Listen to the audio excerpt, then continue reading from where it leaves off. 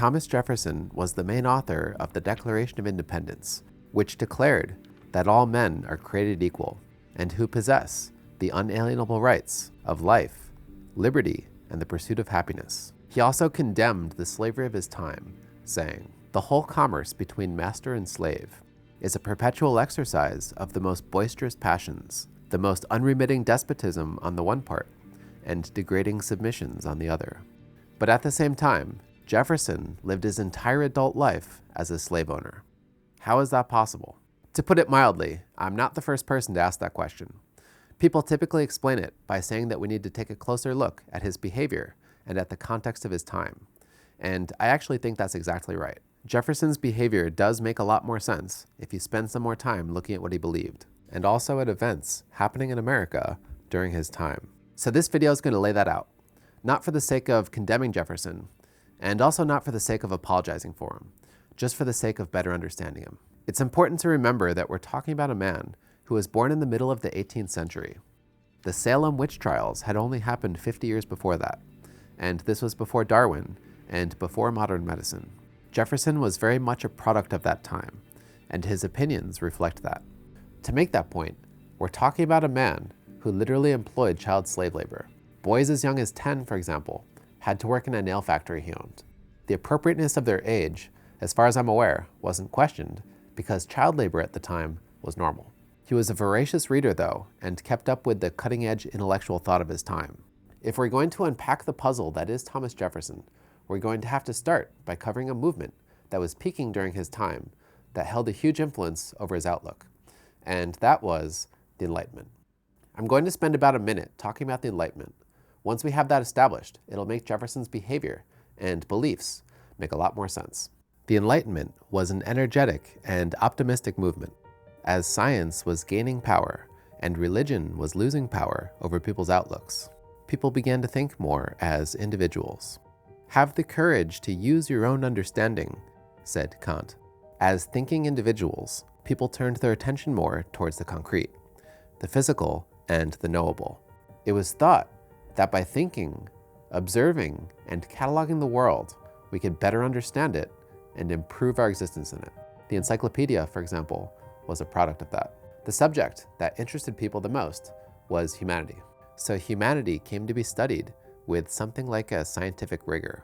A major development that came out of that was the belief that all people share a common humanity. Here's how Hume put it: "It is universally acknowledged that there is a great uniformity among the actions of men in all nations and ages, and that human nature remains still the same in its principles and operations.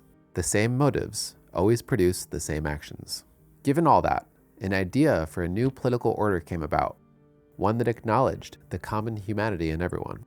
And it did it by acknowledging and protecting rights that all individuals were thought to have naturally held, which included the right to liberty.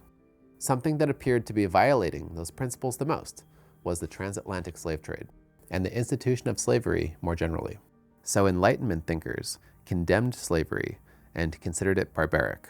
Jefferson was introduced to Enlightenment ideas in college, and he quickly became a proponent of them. He even came to see the United States as a proving ground for them, which for him included the Enlightenment's rejection of slavery. You can see that all come together in a decision Jefferson made shortly after graduating law school. A mixed-race man was suing for his freedom from indentured servitude, and Jefferson decided to represent him for free. As part of his argument, Jefferson invoked Enlightenment principles on behalf of his client, and this is what he said: "Under the law of nature, all men are born free. Everyone comes into the world with a right to his own person, which includes the liberty of moving and using it at his own will. This is what is called personal liberty, and is given him by the author of nature, because it is necessary for his own sustenance." Those were radical views in Virginia at the time. The judge responded by cutting the case short and deciding it against Jefferson's client. In a move that was unusual even for the time, Jefferson, as consolation, gave his client money he apparently used to run away. So Jefferson, from early in life, both believed and acted upon Enlightenment principles, which included the Enlightenment's belief in a universal right to liberty. But while he was making that speech, Jefferson, through inheritance, held dozens of human beings in bondage. That, of course, is the contradiction that we're trying to get to the bottom of, but we're not ready to deal with it yet. So that's important, but we're going to take that fact and put it in our back pocket and get back to it later. The story of Thomas Jefferson's rise to prominence is directly linked to the rise of anti-slavery sentiment in America. But Jefferson's also linked to the defense of slavery in America. This next section is going to tell the stories of both. When Jefferson was picked to write the Declaration, he summarized enlightened thought that had come before him, but he also summarized enlightened thought happening around him. George Mason's Declaration of Rights that he wrote for Virginia, for example, has basically an earlier version of Jefferson's famous preamble. Jefferson took that thought and in memorable language popularized it. The Declaration on its own is considered an anti-slavery document for a few reasons. It says that all men, with no racial qualifier, are created equal, which implies that they should be treated equally. More to the point, it claims that all men possess the rights to life and liberty, rights that slaves in America didn't possess at the time. It also omitted John Locke's right to property and substituted it with the pursuit of happiness. Slaves were legally considered to be a form of property, so Jefferson's decision to omit property as a right is typically interpreted as a subtle attempt to remove a barrier for emancipation. Jefferson's proposed draft also contained a passage condemning the slave trade, calling it a cruel war against human nature itself, and blaming its existence on the King of Great Britain. Congress struck the anti-slavery passage from the final draft. It's been argued that had they let that passage stand, it would have probably shortened the life of slavery in America. Once the Declaration was published, it was widely shared, and the values contained within it exploded in popularity. They effectively became the values of the American Revolution itself. The implication those values had for the institution of slavery, for many at the time, was obvious. With that, what had been taken for granted as a near universal custom for most of human history suddenly came under intense ideological scrutiny. Here's the respected historian Gordon Wood describing how that went.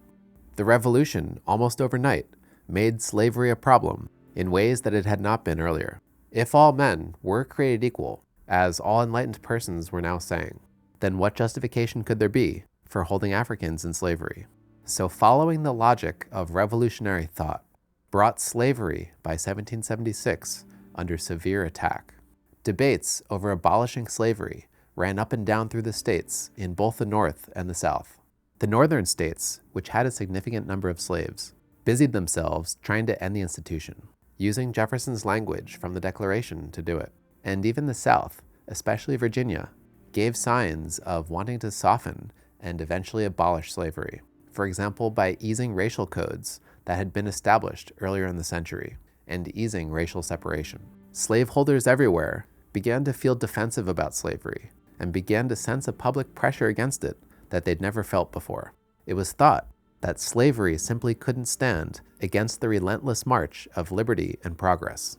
Most of the revolutionary leaders assumed that it was on its last legs, but they could not have been more wrong.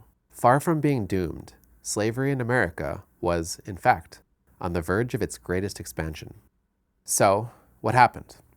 For my research, the underlying cause was actually pretty simple. It comes down to climate. The further south you go, the hotter the sun is. People with pale European complexions simply didn't want to spend their days working out in a field under the hot sun. They thought it better to import slaves from Africa to do the work for them. So they built up a comfortable lifestyle for themselves, managing slaves and collecting profits while they stayed out of the sun. The idealistic arguments made during the Revolution simply weren't enough to overcome that. So even though the North and South were both professing to believe similar things at the time, they were quietly and quickly becoming different places. The North was coming to value labor as fit for all social ranks, while much of the white population in the South was growing contemptuous of work and wanting the leisure that slavery seemed to offer. Since people in the South felt strongly about the importance of keeping slavery and the comforts that came with it, a demand rose for arguments that could justify slavery. A major inspiration for those pro-slavery arguments came from Thomas Jefferson. During the Revolutionary War, the governors of every state were given a questionnaire by a French diplomat to help France better understand this new and rapidly developing nation. Thomas Jefferson, as the governor of Virginia, took it upon himself to answer Virginia's questionnaire by writing a book called Notes on the State of Virginia. Much of the book details Virginia's geography and flora and American fauna. This was Jefferson as an Enlightenment thinker, meticulously observing and cataloging the world for the sake of contributing to human understanding. But in several passages and notes, Jefferson extended that analysis into a more controversial area, that of race. In those passages, Jefferson hypothesized about racial differences, which mostly came from observing slaves on his plantations. The gist of what he had to say is that there are important differences between blacks and whites, and that the differences were inherent. They were fixed in nature. At basically every turn in his analysis, blacks were inferior. He argued that they were physically inferior, for example by calling darker complexions monotonous. And he also believed that they had inferior capabilities, for example saying, "I think one can scarcely be found capable of tracing and comprehending the investigations of Euclid, and that in imagination they are dull, tasteless, and anomalous." Some of his claims were especially degrading, for example claiming blacks prefer whites sexually to the same degree that orangutans prefer black women in Africa, which was a somewhat popular misconception at the time that Jefferson apparently believed. Jefferson did add a level of scientific skepticism to his claims, saying that they weren't fact, but suspicion only. But he didn't seem to possess the more modern idea that even advancing suspicions, if they're mean-spirited and targeted at the vulnerable, can cause long-term social and psychological harm. Jefferson was challenged on his claims in his lifetime. For example, in 1791, by a free black, self-taught mathematician and astronomer, who sent Jefferson an almanac of his own calculations in order to refute Jefferson's claims. Jefferson responded with a letter, effectively saying the almanac was impressive, and he wished he was wrong, but going no further. 18 years later, after coming under political fire for believing that the almanac was legitimate, Jefferson expressed doubts, privately, about the man's abilities. A similar encounter happened in 1809, when Jefferson was sent black literature in response to his claims. With this one, I think it's worth reading his response at length. "Be assured that no person living wishes more sincerely than I do to see a complete refutation of the doubts I have myself entertained and expressed on the grade of understanding allotted to them by nature, and to find that in this respect they are on par with ourselves. My doubts were the result of personal observation on the limited sphere of my own state, where the opportunities for the development of their genius were not favorable, and those of exercising it still less so. I expressed them, therefore, with great hesitation, but whatever be their degree of talent, it is no measure of their rights." And then he continues, "On this subject, they are gaining daily in the opinions of nations, and hopeful advances are making towards their re-establishment on an equal footing with the other colors of the human family. I pray you, therefore, to accept my thanks for the many instances you have enabled me to observe of respectable intelligence in that race of men, which cannot fail to have effect in hastening the day of their relief." But if Jefferson ever changed his mind about the views that he put forward in notes, he never made that clear. He never publicly repudiated them, nor did he do it in the thousands of letters written throughout the rest of his life. While Jefferson later updated many aspects of notes, he never updated those passages on race. Notes on the State of Virginia was published in 1785. This again was a time when slavery was heavily under attack and widely believed to be on its way to extinction. But Southerners increasingly felt a conviction to the contrary. They wanted to keep slavery. Since they wanted to keep it, slavery had to be justified. It had to be defended. One defense rose that framed slavery as a form of Christian paternalism. But other Southerners used a different defense, one that alleged the inherent inferiority of blacks. According to these arguments, this inferiority was innate, and meant that in some basic sense, African slaves were designed for slavery. It was an argument inspired by Notes on the State of Virginia. Jefferson's claims and notes weren't entirely original. There were similar thoughts, for example, floating around Paris at the time.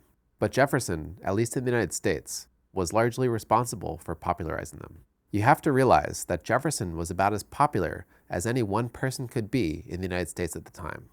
People looked up to him as a leader, and more specifically, as an intellectual and moral leader. When he talked, people listened. David Walker probably put it best in his appeal to the colored citizens of the world, published in 1829, when he said, "Do you believe that this assertion is swallowed by millions of the whites? Do you know that Mr. Jefferson was one of as great characters as ever lived among the whites? See his writings for the world and public labors for the United States of America. Do you believe that the assertions of such a man will pass away into oblivion, unobserved by this people and the world. If you do, you are much mistaken. See how the American people treat us. Have we souls in our bodies? Within a few years of the publication of notes, supporters of slavery began openly invoking it as an authority to bolster their cause. For example, in 1790, when a South Carolina House representative read passages of it to defend the slave trade on the House floor.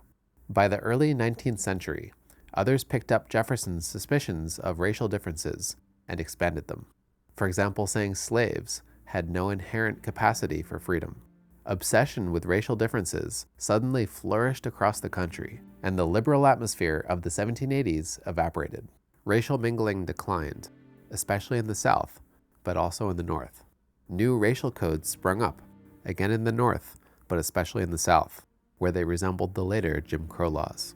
Religious groups in the South revoked their previous stances against slavery, and Southern anti-slavery societies found themselves rapidly losing members. In 1792, the nation had its first explicit legal defense of slavery, when Kentucky wrote into its constitution that the legislature shall have no power to pass laws for the emancipation of slaves without the consent of their owners, in order to cement an enduring relationship between blackness and slavery. The South began expelling all free blacks, and abandoned its earlier expectation that slavery would eventually come to an end.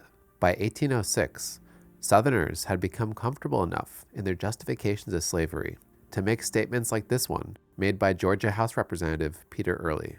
I will tell the truth. A large majority of people in the Southern states do not consider slavery as even an evil. Slavery had become a permanent institution in the South, solidified and justified, at least in part, by a new code of racism. To take a moment to add some nuances in here, this wasn't entirely unique to the United States. There were similar things happening in Europe, for example, around the same time. There were also other factors in America at the time that contributed to the rise of racism and the successful defense of slavery. Slave rebellions, namely in Saint-Domingue, now Haiti, and Gabriel's Rebellion in the United States, caused widespread racial tensions in America and fear, especially among slaveholding whites. The slave economy around that time also boomed, mostly brought on by a huge increase in global demand for Southern crops, as well as the invention of the cotton gin, which greatly sped up cotton production, which in effect made Southerners even more adamant about the importance of keeping slavery. What was probably the final nail in the coffin was the fact that none of the most influential leaders at the time, the founders, were keen on pressing the issue. And that was because the preservation of the Union and the abolition of slavery were seen as conflicting goals. Pushing for abolition, it was thought, would compromise the preservation of the Union. You have to keep in mind that the preservation of the United States, at the time, was not a sure thing. If anything, it seemed highly unlikely. In the crucial years of the Revolution, when idealism was running high, and the abolition of slavery seemed to be in the realm of possibilities, the United States was also pitted in an existential struggle against a much more powerful opponent. During those vulnerable years, slavery was seen as the issue that would tear the Union apart. Southerners believed their economy depended on it, and they didn't want to unite with the North, or stay united with the North, if the abolition of slavery was on the table. Once the war for independence had been won, the nation was still in a fragile place, and that logic kept holding true. When the Pennsylvania Abolition Society submitted petitions to Congress in 1790 to end the slave trade and slavery itself, it elicited explosive pro-slavery responses by representatives from the Deep South. As South Carolina's representative put it, "Let me remind men who expect a general emancipation by law that this would never be submitted to by the Southern states without civil war." For better or worse, this was democracy at work. The public, at least in the South, did not want slavery abolished, and political leaders at the time respected it, which of course was a decision made easier for many of them, as they themselves owned slaves. That included Jefferson, who, aside from some occasional comments, mostly stayed silent, and opted to bide his time and await the ripening of public opinion. Ultimately, none of the founders risked their careers to end it. The political culture of the time cared more about preserving the Union rather than abolishing slavery. Another factor that complicated things was the fact that they couldn't agree on an emancipation plan, or get very far figuring out the details for one. The politician with probably the least practical emancipation plan was, you guessed it, Thomas Jefferson. For his emancipation plan, we're going to go again to Notes on the State of Virginia, where he said his preferred plan would emancipate all slaves born after the passage of the act. But with Jefferson's plan, they wouldn't immediately become free. He said they should continue with their parents to a certain age, then be brought up, at the public expense, to tillage, arts, or sciences, according to their geniuses, till the females should be 18 and the males 21, when they should be colonized to such place as the circumstances of the time should render most proper, sending them out with arms, implements of household and of the handicraft arts, seeds, pairs of the useful domestic animals, and to declare them a free and independent people, and extend to them our alliance and protection till they shall have acquired strength. So what he's saying here is that he wants emancipation coupled with deportation. He did believe that slaves had a right to liberty, but if he had it his way, they'd have to exercise that right outside the borders of the United States. As far as I'm aware, this is the only concrete rationale we've been given by Jefferson as to why he didn't emancipate his slaves. Assuming his own slaves didn't have their own special set of rules, then if he wanted to see America's slaves emancipated under these conditions, then presumably he wanted to see his own slaves emancipated, by and large, under these conditions as well. Conditions which never materialized in his lifetime. The reasons Jefferson gave for his deportation plan were twofold, and the first we've actually already covered. He thought there were important racial differences, and those differences, he claimed, were inherent. They were fixed in nature. The evidence he provided for that was that he had observed, as everyone had, he claimed, the improvement of the blacks, in mind and body, as he put it, in the first instance of their mixture with the whites. He described it as an elevating process for blacks and a degrading process for whites. He was concerned about slaves becoming free and then staining the blood of their masters, which led him to say that, in the United States, a second step to emancipation would be necessary, unknown to history. When freed, Jefferson said, he is to be removed beyond the reach of mixture. We can definitively say that Jefferson never changed his preferred emancipation plan. In a letter written towards the end of his life, he explicitly referred to his plan laid out 45 years prior in Notes, and said, I have never yet been able to conceive any other practical plan. Some might point to his alleged children with Sally Hemings, a much younger enslaved female living in his household, as evidence that Jefferson wasn't so against racial mixture after all. But Sally was described as being mighty near white, so if that's accurate, then there might not have been much of a deterrent there for Jefferson. The second reason Jefferson gave was that he thought mass emancipation would result in a race war.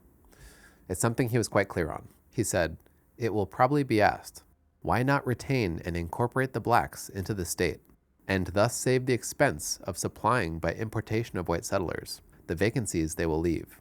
And he answers, deep-rooted prejudices entertained by the whites, 10,000 recollections by the blacks of the injuries they have sustained, new provocations, the real distinctions which nature has made, and many other circumstances, will divide us into parties and produce convulsions which will probably never end, but in the extermination of the one or the other race. Jefferson simply couldn't imagine America as a peaceful, multiracial society. He didn't have a precedent for it in his time, and America was already in the process of one great experiment, democracy on a large scale. Jefferson thought it would be too much to run another experiment, perhaps a more dubious one, that blacks and whites could coexist in harmony as political equals. The deep-rooted prejudices entertained by the whites, as Jefferson put it, created significant racial divisions across the country, and also squalid conditions for blacks, regardless of where they lived, and regardless of whether they were free or enslaved. For example, Alexis de Tocqueville observed, about a decade after Jefferson's death, that free blacks in the North consisted of the very lowest class in their cities. They were condemned by law and by public opinion to a hereditary state of degradation and wretchedness. Observations that were mirrored about a decade before in Virginia and Maryland. American chattel slavery in particular was especially brutal. Jefferson thought it was so much so that it essentially ruined the character of everyone involved, a ruination that was passed down from generation to generation, creating an endless cycle of unremitting despotism on the one part and degrading submissions on the other. Also factoring in recent experiences from slave revolts led Jefferson to believe that emancipation without deportation would lead to an ever-increasing spiral of conflict and eventually a race war. Jefferson seemed to suggest that it was possible for a prodigal individual to remain undepraved while still owning slaves, perhaps inviting us to judge him as such a prodigy. So for the last section of this video, we're going to look into that. Jefferson in his 20s and early 30s inherited about 175 slaves across 4 major plantations, making him one of the largest slave owners in Virginia. He consolidated his attention and resources into one property in particular, his mountaintop plantation, Monticello. As an Enlightenment thinker, Jefferson meticulously gathered information around Monticello with the aid of his watch, ruler, and scales for the sake of maximizing economy and efficiency. In his search for efficiency, he, quite literally, tried to make his slaves work as if they were cogs in a machine. He imagined himself as designing a whole machine that would move in exact equilibrio, so that no part of the force could be lessened without retarding the whole, nor increased without a waste of force. That meant trying to eliminate every pocket of idleness from his slaves, so neither youth, age, illness, nor weather were allowed to stop the plantation machine. But Jefferson was conscious of the humanity of his slaves. The hallmark of a benevolent slaveholder at the time was to keep families together if at all possible. Jefferson was one such slaveholder. He said he was always willing to indulge connections seriously formed by those people where it can be done reasonably. As a result, enduring and intact slave families were the norm at Monticello. He tried to avoid physical punishment with his slaves, something that again made him a lenient owner for the time. For example, when a slave was discovered to have stolen hundreds of pounds of nails from a factory Jefferson owned, Jefferson considered the shame of being caught punishment enough and ordered no whipping. We have no credible evidence that Jefferson himself ever administered physical discipline. He tried to find overseers who could manage slaves rationally and humanely, and always cautioned them against administering harsh treatment. According to one of those overseers, Jefferson was always very kind and indulgent to his servants. He would not allow them to be at all overworked, and he would hardly ever allow one of them to be whipped. He could not bear to have a servant whipped, no odds how much he deserved it. When one of his slaves, Phil Hubbard, ran away and was caught, Jefferson again ordered him not to be punished, saying, "Phil's character is not that of a runaway." He allowed trusted slaves, like his personal servant, Jupiter, to travel alone all over Virginia, even carrying large sums of money. The mixed-race Hemingses family was treated as a caste above the other slaves, which gave them slightly better housing, more clothing, and more freedom of movement. All the slaves freed in Jefferson's will were members of that family. His slaves were housed comfortably, given the standards of the time. There was still a stark contrast between their dwellings and the mansion that Jefferson lived in, but still a visitor declared that they are much better than they had seen on any other plantation. Still, at the end of the day, we're talking about a man who ran a slave plantation, and harsh realities come along with that. Finding overseers who were both humane and productive proved difficult for Jefferson. He hired over 20 to work at Monticello, and some were cruel, even by the standards of the day. The cruelty of an overseer named Gabriel Lilly stood out, who worked at the plantation from 1801 to 1805. Lilly whipped a 17-year-old 3 times in a day when he was too sick to raise his hand to his head. Jefferson considered it impossible to find a man who fulfilled his purposes better than Lilly, and would have kept him for longer had Lilly not demanded his salary doubled. Jefferson himself did order whippings on occasion, typically in front of others, to make an example out of them. By and large, I think it's safe saying that Jefferson was a benevolent slaveholder, given the standards of his time, but I think it's worth flagging Gordon Wood's addition to that, when he said that Jefferson was considered to be a kind and gentle master, suggests how pernicious the practice of slavery could be. Aside from pressuring Congress to ban the transatlantic slave trade when Jefferson was president, he, after the 1780s, mostly adopted a brooding silence when it came to slavery. He carefully avoided every public act or a manifestation on the subject, and considered it a problem to be left for future generations. Slavery was quickly abolished in the North, but over time it took greater and greater hold in the South. It was, of course, an issue that would ultimately have to be resolved through war. So where does that leave us with Jefferson? Well, I would encourage you to make up your own mind about him. That being said, I think it's safe to generally conclude that when it came to slavery, there were two major sides to him. One side that people, generally speaking, admire, and the other that people, generally speaking, do not. I personally see one side as an ideal and the other as a self-interest. Beliefs that entrenched and perpetuated slavery, making emancipation near impossible. Slaves enabled Jefferson to live a life in luxury. That meant for him, they were a personal indulgence, a personal interest. It's a hard thing for ideals to overcome personal interests, especially when they're powerful. I think in that way, Jefferson was tragically human. Human at the expense of others in his time, and still, perhaps, today.